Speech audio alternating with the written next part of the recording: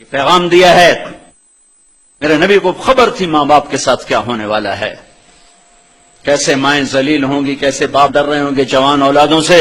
آپ نے کہا عمر، تیرے زمانے میں ایک شخص آئے گا، اس کا نام ہوگا اویس بن عامر، اس کا قبیلہ ہوگا مراد، اور اس کی شاخ ہوگی قرن، اس کا رنگ ہوگا کالا، قد ہوگا درمیانہ، اسے برس کی بیماری ہوئی تھی، اب وہ ٹھیک ہو گیا ہے، بس ایک نشان جسم پہ سفید باقی ہے، باقی سب وہ ٹھیک ہو گیا ہے۔ جب وہ آئے نا تو علی سن، تو بھی، عمر تو بھی، دونوں اس سے دعا کروانا۔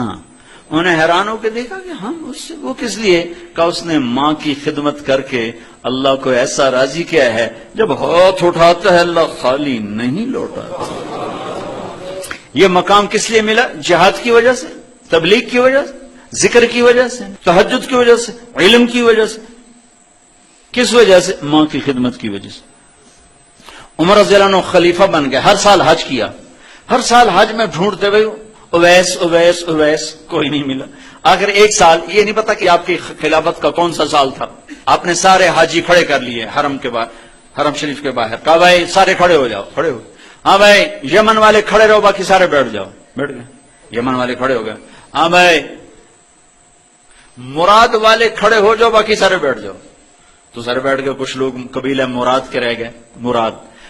میں 4 سال پہلے یمن جماعت میں گیا تو وہاں حضرت اویس کرنی کے گاؤں اور ان کے قبیلے کے لوگوں کی زیارت بھی ہوئی، ملاقات بھی ہوئی۔ کولے پہاڑوں میں گاؤں ہے، ابھی چھوٹا سا گاؤں ہے۔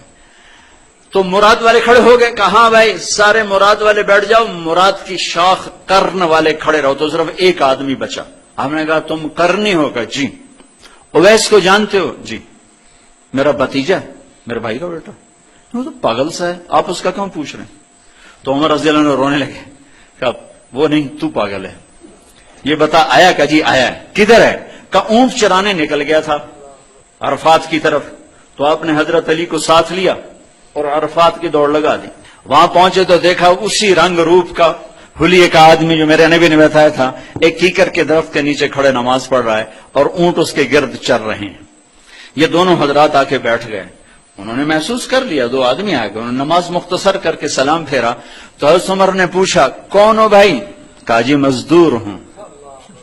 کہا تیرا نام کیا ہے؟ کہا جی اللہ کا بندہ۔ کہا میرے بھائی ہم تو سبھی اللہ کے بندے ہیں، جو نام تیری ماں نے تیرا رکھا ہے وہ کیا ہے؟ وہ کہنے لگا آپ کیوں پوچھ رہے ہو، اسے نہیں خبر یہ کون بیٹھے، وہ تو پہلی دفعہ ہیں۔ تو حضرت علی بولے یہ امیر المومنین ہیں عمر اور میں ہوں علی بن ابی طالب۔ پھر وہ ایسے کانپ گئے، کہ میں معذرت معافی چاہتا، السلام علیکم یا امیر المومنین، السلام علیکم یا علی ابن ابی طالب، مجھے خبر نہیں تھی، میں آپ کو پہچانتا نہیں تھا، فرمائیے میں اویس۔ حضرت عمر کا ہاتھ اٹھاؤ دعا کرو۔ وہ رونے لگے کہ میں آپ کے لیے، اللہ کی قسم ساری دنیا اویس کرنے سے بھر جائے، عمر اور علی کے جسم کے ٹوٹے ہوئے بال کے برابر نہیں۔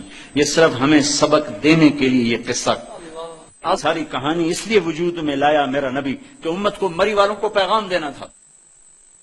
تو کہنے لگے بھائی ہمیں اللہ کے نبی کا حکم تھا، ہمارے لیے دعا کر۔ تو انہوں نے ان کے لیے دعا کی اور اتنی بڑی ہستیوں نے آمین کہا۔ پھر میرے نبی نے فرمایا کہ قیامت کے دن جب حساب ہو جائے گا تو لوگ جنت میں جا رہے ہوں گے، اویس بھی جا رہا ہوگا، چلتے چلتے چلتے چلتے چلتے جنت کے دروازے پر آئیں گے تو اللہ کہے گے اویس کو روک دو باقی چلے جاؤ۔ تو اویس گھبرا جائیں گے، بھی ایک ہی گل بنی، بوئے تے آ کے روک گئے۔ وہ کہیں گے یا اللہ مجھے کیوں روک لیا؟ اللہ فرمائیں گے پیچھے مڑو، وہ پیچھے مڑ کے دیکھیں تو جہنم کے لوگ کھڑے ہوں گے بے شمار۔ تو اللہ تعالیٰ فرمائیں گے دیکھ رہے ہو نا یہ جہنم کے لوگ، اب تو انگلی کا اشارہ کر، جس کی طرف انگلی کرتا جائے گا تیری طفیل میں آج لاکھوں انسانوں کو جنت میں ڈالوں۔ ربیہ اور مضر کے قبیلے کی تعداد کے برابر اعلیٰ عدد ہے، ربیہ و مضر لاکھوں جہنمی کا تیری طفیل جنت میں ڈالوں گا تیری ماں کی خدمت۔ آج کی نسل صرف پیسہ ہی جانتی ہے، بلکہ آج کے بڑے بھی پیسے کے غلام ہیں، پیسہ پیسہ پیسہ، باپ بھی پیسہ، اماں کو بھی پیسہ چاہیے، بچوں کو بھی پیسہ چاہیے، نہ ماں باپ کے پاس فرصت رہی اولاد کو سکھانے کی، نہ اولاد کے پاس فرصت ہے اس مقام کو سیکھنے کی، تو لہذا سب کچھ موجود ہے، محبتیں ختم ہیں۔ سب کچھ موجود ہے، الفتیں ختم ہیں. آپ نے فرمایا میں جنت میں گیا، میں نے تلاوت سنی. میں نے کہا یہ کون تلاوت کر رہا؟ تو کہا جی یہ وہ ہیں حارثہ بن نعمان. اچھا حارثہ بن نعمان. 2 صحابہ کے بارے میں آتا ہے کہ جیسی انہوں نے ماں کی خدمت کی کسی نے نہیں کی، ایک حضرت عثمان اور ایک حارثہ بن نعمان. کہا جی وہ حارثہ تو مدینے میں بیٹھے، مرے تو نہیں کہ جنت میں تلاوت کی آواز آ رہی. یہ تھوڑے سے لوگ ہیں، کتنا بڑا مائک ساؤنڈ سسٹم ہے بات پہنچانے کا، نیچے بھی ہیں مستورات بھی ہیں اور سامنے مرد بھی ہیں. حارثہ مدینے میں قرآن کھول کر کہتے تھے بسم اللہ الرحمن الرحیم، اور سیدھی آواز پوری جنت میں گونج جاتی تھی. یہ کس وجہ سے تھی؟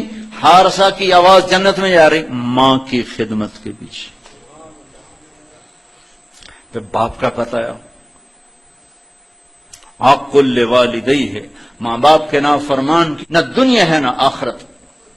ایک صحابی ہے، یا رسول اللہ میرا باپ نا میری کمائی میں سے خرچ کرتا، مجھ سے پوچھتا ہی نہیں، اور شرعاً قانوناً اگر میری کمائی میرے باپ کی جو کمائی ہے یا زمین ہے جائیداد ہے اس سے الگ میں نے اپنی محنت سے کوئی کمائی کی ہے، وہ میری ذاتی چیز ہے، قانوناً میرے باپ کو بھی پوچھنا چاہیے کہ بیٹا یہ تمہاری چیز میں لے سکتا ہوں، یہ پیسہ میں استعمال کر سکتا ہوں، قانون یہ ہے.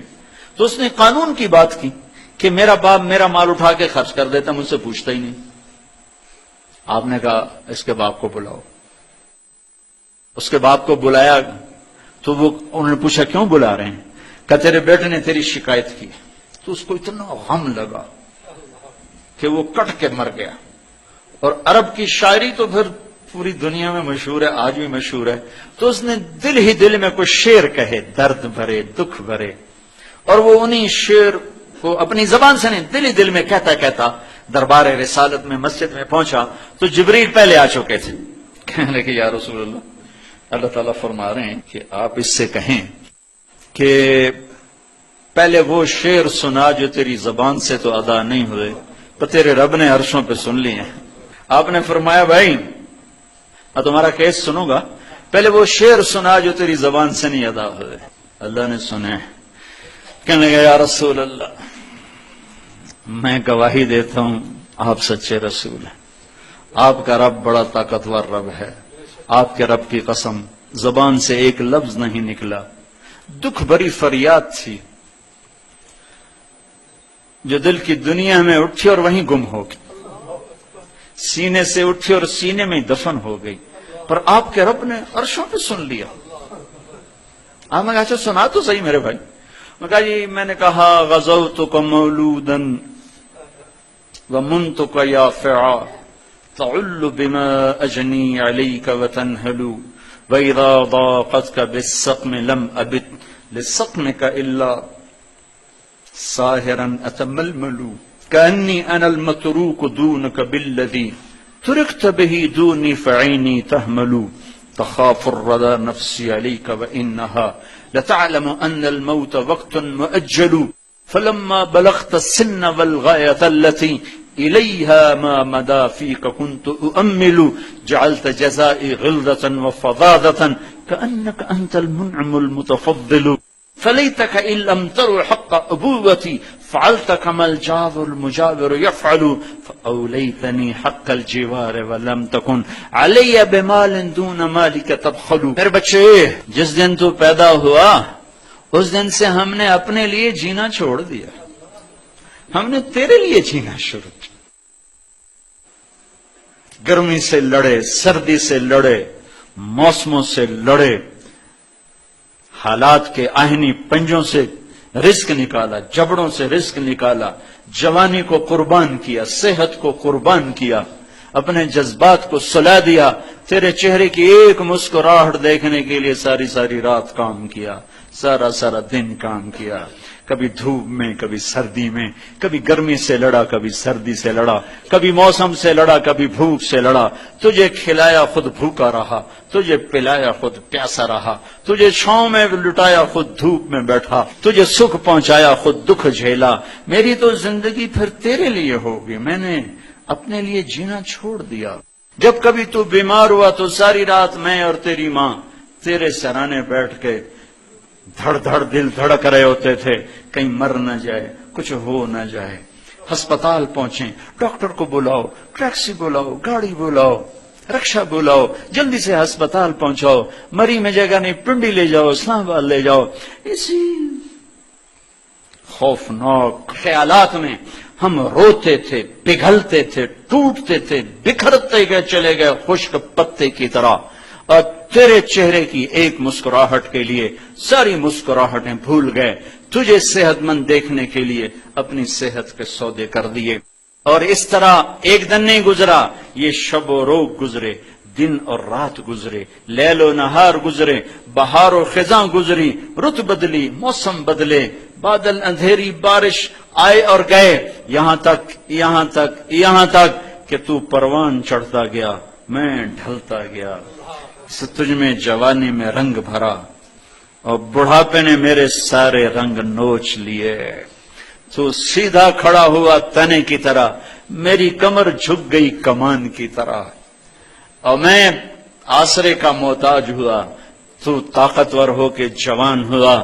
پھر مجھے خیال آیا کہ میں اس کی انگلی پکڑ کے چلا, گود بٹھا کے چلا, کندھے بٹھا کے چلا, ہاتھ بٹھا کے چلا, اس کے لیے در در کی ٹھوکریں کھائیں.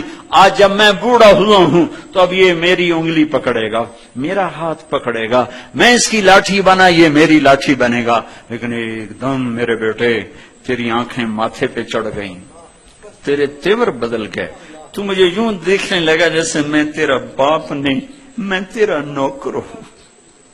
تو میں نے اپنی زندگی کو جھٹلا دیا اور میں نے کہا میں خواب دیکھ رہا تھا کہ میں باپ ہوں. نہیں, میں باپ نہیں, میں نوکر ہی ہوں, میں پڑوسی ہوں.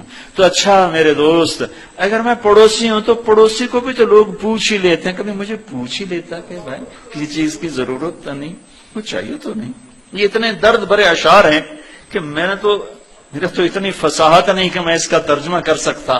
لیکن یہ وہ اشعار تھے کہ میرے نبی زار و قطار روتے اور آپ ٹوٹ پڑے اور آپ کی داڑھی آنسوں سے تر ہو گئی اور آپ نے اس کو گریبان سے پکڑا اور یوں جھٹکا دے کر اٹھ جا, دفع ہو جا, انت و مالک لابیک, تو باپ کے خلاف مقدمے کرتا ہے, نکل جا, تو اور تیرا سب کچھ تیرے باپ کا ہے.